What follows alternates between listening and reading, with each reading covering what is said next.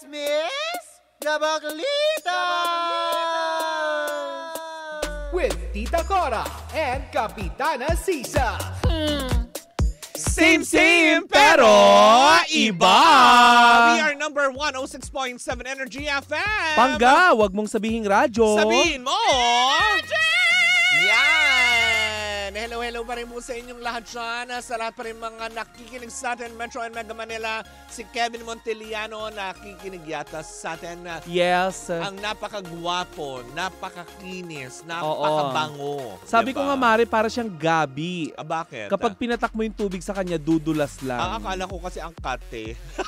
Hoy. Sabi ko naman sa'yo, Kevin, di ba? Bawi-bawi din. Nagkatotoo na, di ba? Dito ka binawian on air. Sabi ko sa'yo, wag mong o-okray yung tsahin mo Bawi-bawian eh. lang din. Wag kang ganyan, di ba? Hindi pa magaling. Hindi, charot-charot lang. At syempre kay Nikki Morena, hello pa rin po sa inyong lahat. Ang babait pala talaga nito mga to. Yes. Yung inaakala nyo suplado sila, porket na tipong na siguro may mga moments At saka na finally, narinig na rin natin yung mga yung mga dapat nating marinig Wow.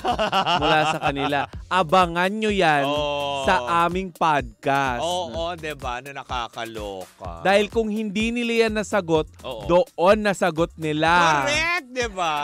Naku, sabi nga, siguro sinasabi ni Kevin yun, bakit ko ba talagang kinausap-kausap Oo pa to? Naku, hindi na ako magtataka kung merong mag-chat mamaya na, Ay. please po, pa-edit out. Ay, wala! Walang i-edit out. Walang edit out. Dahil ito muna, mamigay muna tayo ng grasya Oo. para sa ating mga pangga, para sa ating Pangga Bingo Plus Panalo! Aha! Diba? Uy, ang cute ni Nikki, oh. Hindi Ay, si Nikki yan! Si Bingbing pala. Si Bingbing yan! Hoy! Ano ko si Nikki? Hi, Nikki! It's nice to see you. Hoy, pink yung hair niya Oo nga, diba? kahapon. Nakakaloka. Char-char na nga.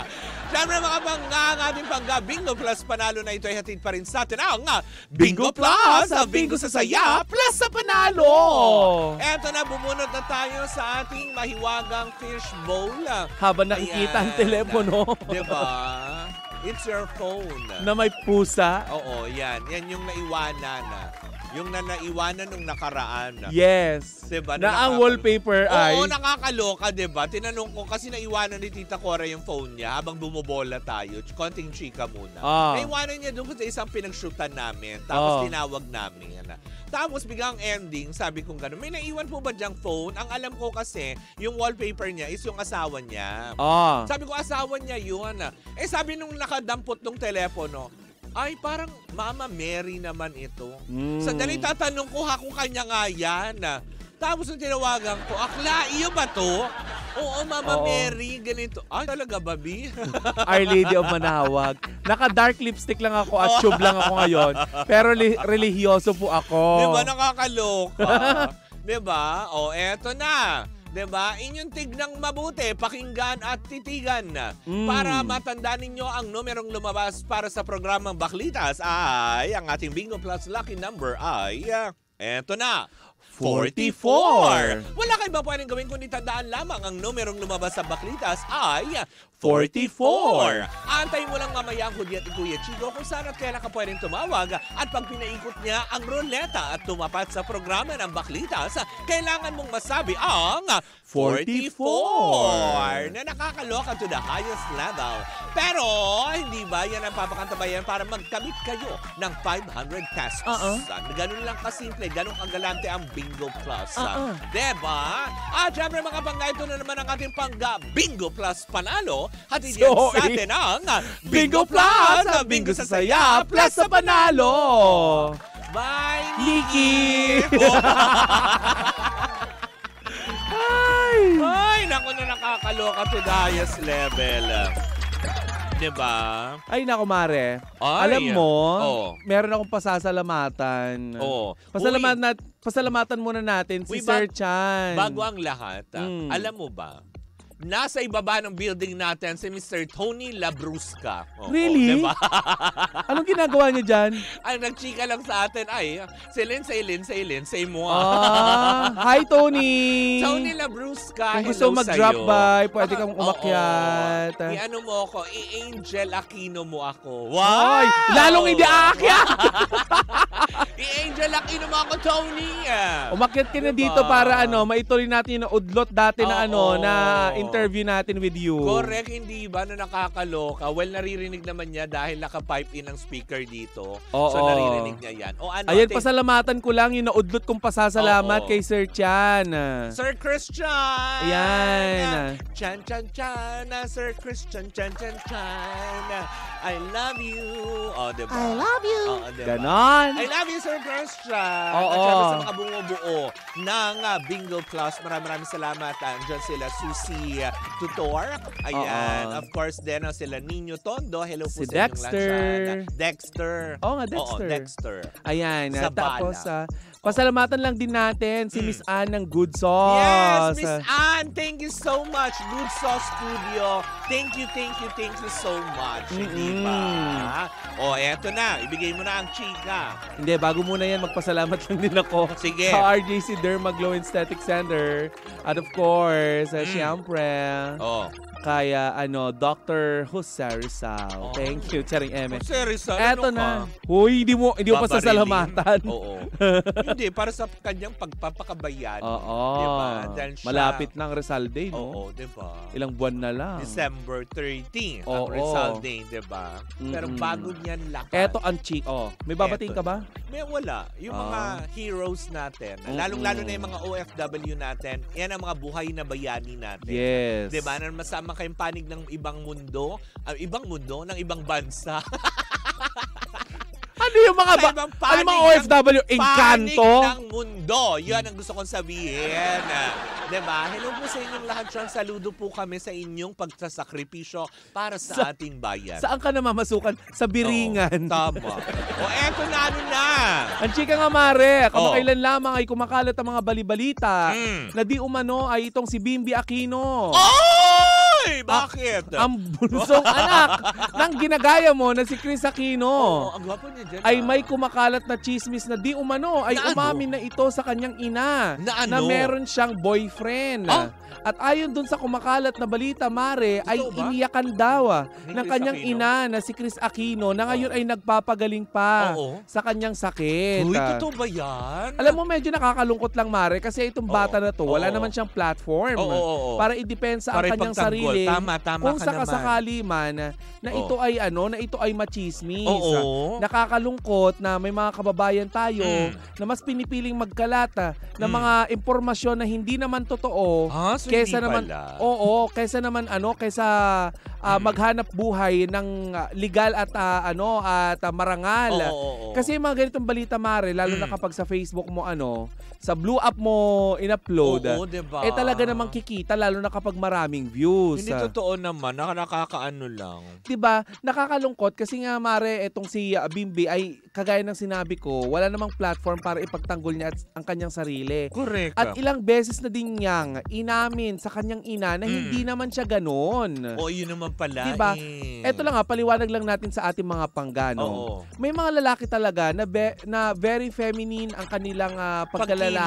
Pagkalalaki. Hindi sila Becky, hindi sila pamintang durog. Correct. Diba? Not a single pepper ang maaamoy mo sa kanila, pero malambot kasi nga dahil yun sa pagpapalaki ng kanilang mga magulang. Very vain, very lang. Baka kasi diba, na hindi naman porket lalaki kasi kailangan talaga, alam mo yun, lagi mong, saktan para tumigas. Ini-stereotype kasi, Mari, na yung mga tipo pag lalaki ka, dapat brusko. Ganon, diba? Parang, diba, yung ginawa sa akin dati, sabi sa akin ng tatay ko, lalaki ka ba?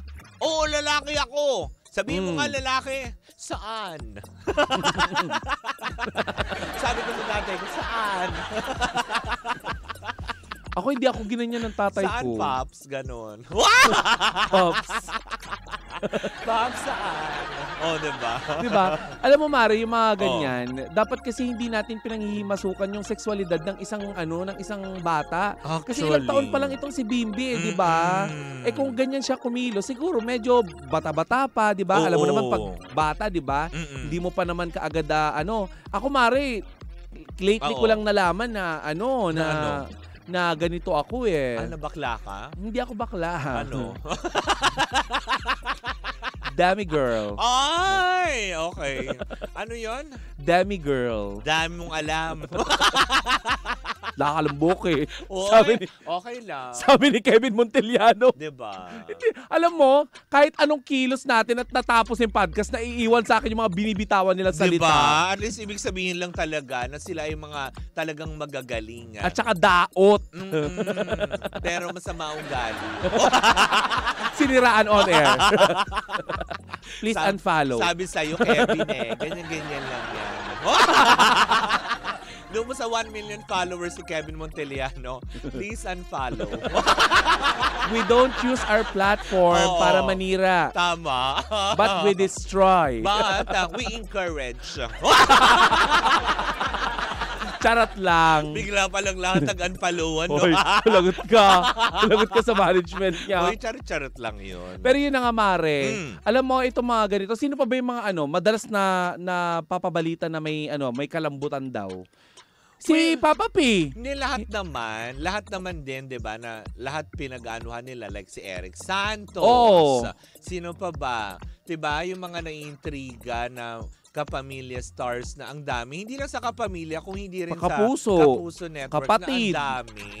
Diba? Na porket walang jowa, sasabihin, bading. Si Darren, sinasabing bading. Oo, diba? Yung mga ganon. Hanggat walang pag-amin sa mga artista na to, na binild nila yung kanilang mga credibility at pagkatao din naman. Huwag natin basta lang basta lang yung makamema lang po tayo. At saka itong si Bimbi, hindi pa naman po ito nag-aartista. Hindi Tsaka pa naman siya full-grown artist. Wala namang preba na na talagang, alam mo yun, totoo nga na may pag-amin. Sa kaya nila nakuha yun. Tsaka ito lang yun. Araw-araw mo makakasama si Chris Aquino sa iisang bahay. Tingin mo, hindi mo ma-adapt yung gayong wala namang kinalakihang tatay itong si Bimbi na yung talagang nag-guide sa kanya hanggang ngayon. Oo, diba yung mga ganong aspeto? Siyempre, ma-adapt niya kung paano kumilos at gumalaw at magsalita yung kanyang ina. Oo. Diba, meron nga, diba, may mga nakikita nga tayo na yung manok. Diba, yung pusa, pinalaki kasama ang mga manok. Diba, namumuhay siya na parang manok. Diba? So parang ganon. Yung nag-a-adapt ka sa kung sino yung nakakasama mo araw-araw. Ganun diba? Yun. Nakaka-impluwensya. Tama naman, hindi ba? Bilang nanay mo yun. Tama. Pero hindi naman magiging manok si Bimbi. At hindi rin siya mangingitlog. Oo. Dahil meron na siya. Oo, yung mga kasi 'di ba kung maalala mo, Mare, sa Chris TV dati, si Maring Chris ay nagluto siya ng itlog kasama si Kay Brosas, tama ba? Si Mamang Pokwang. Oo. 'Di ba? Kaya meron ng itlog. Oo. Meron sila mga crispy na itlog sa kanilang mga bahay kasi it's organic. Winestra mo pa. Masarap pa. Oo. Ang crispy na itlog, brown man o white egg, gano'n. Oo. Anyways. Wala nang wala nang itlog. Wala. Babalik daw sila. Ay! Hello po Ayan sa mga taga-Animal Kingdom. Diba? Hello po sa inyong lahat. Yes. Kaya naman mga pangga, tigilan na natin. Kung alam naman natin na fake news yan, alam mo maganda nga yan, Mari, May internet, kahit naka-FB10 ka pa, correct. Diba? Kahit naka-FB10 ka pa, may pagkakataon ka pa rin mag-fact check kung totoo yung balita kumakalat. Alam mo na parang alam mo na nga peke. Shinare mo pa, 'di ba? Diba? So anong pagkakaiba mo dun sa mga mga bubo? 'Di ba? Parang nakakasad lang talaga sa mga aspeto na yun. Ano pagkakaiba mo sa mga bubu kung diba? i-share mo din? Kasi alam naman natin, verify din kayo dahil syempre alam naman natin, most especially on the digital side, ang daming fake na mga naglalabasan, verify nyo kaagad. Diba? Yung patungkol dito, yan, inuulit lang din natin yung tungkol dito sa usapin na ito, fake hindi yan. po kinukumpirma at walang kinukumpirma ang programang Baklitas. Bagkos ay sinasabi po namin na wala pong katotohanan yan. Ang balitang ito, bagkus ito ay fake news. At walang nangyaring pag-amin itong si Bimbi sa kanyang ina na siyang naging sanhi ng pag-iyak ni Miss Chris Aquino. Tigilan nyo po. Nagpapagaling yung tao. Nakakaloka, di ba? Alam mo, ay suggest, Mare, na yung pamilya ni Bimbi, kasuhan yung nagpapakalat nito. Di ba? Bigyan ng leksyon. Bigyan tama, di ba? Yung mga biglang kasi parang it's about time, di ba? Na parang tipong pagka nasukul naman kayo, sorry, ganon. Sorry po, hindi po inuulitin. Pero habang hindi pa kayo na sige kayo ng sige. Di ba? Yung mga ganon. Bad yun. Huwag kayo nagkakalatang fake news. Dahil ang baho. Diba? Oo. Talagang pagka-fake news, umaling-asaw ang kiyauti. Diba? Ay, di yan gusto ng mga anak ng keki. Lalo ng binuyang-yang mo yun. Ang fake news. Ay, nako. But anyways, ano na? Wala na. Yan. Diba? Dahil bukas ay holiday, mag-iingat po kayo mga panggasama kayo. Panig ng Pilipinas pupunta. Diba? Enjoy lang, pero dapat in moderation. Diba? Huwag masyado magpakaano-ano. At saka yung mga lalabas ng Metro Manila, 4 na araw po kayong lalabas ng Metro Manila. Bago po kayo lumabas ng Metro Manila, i-check nyo muna yung mga preno, gas, yung tubig ng inyong sasakyan upang nang sa ganun ay makaiwas po tayo sa disgrasya. Tama. Diba? Ay, po bang tagal-tagalan pa? Para medyo mas maluwag-luwag pa yung traffic dito. Diba? Tsaka mahirap din, Mare, na minsan kahit nag-iingat ka, diba? May ibang makakadisgrasya sa'yo. Correct. Diba? Kaya kahit anong pag-iingat mo, kung yung mga yung mga ka-share mo sa kalsada, hindi nag-iingat, nangyayari pa rin ng aksidente. Kaya mga pangga i-share niyo yan sa inyong mga kamag-anak na maglalabasan ng Metro Manila dahil kailangan natin yan. Truly, diba? Kaya nga naman mga pangga, hindi ba? Happy long weekend po sa inyong lahat. Mag-iingat po kayo at syempre dapat ugaliin nyo at may baon kayo mga food supplement na pinagkakatiwalaan tulad ng MX3. Diba? Dapat lagi kayo may kaagapay niyan. Diba? Well, in the meantime, muli po ako si Kapitana Sisa. At ako naman yung Tita Cora. And we are still same pero iba. Tuloy-tuloy pa rin po ang ating tugtugan. Syempre, dito po lamang yan sa number 106.7 Energy FM. Pangga, wag mong sabihing radyo. Sabihin mo!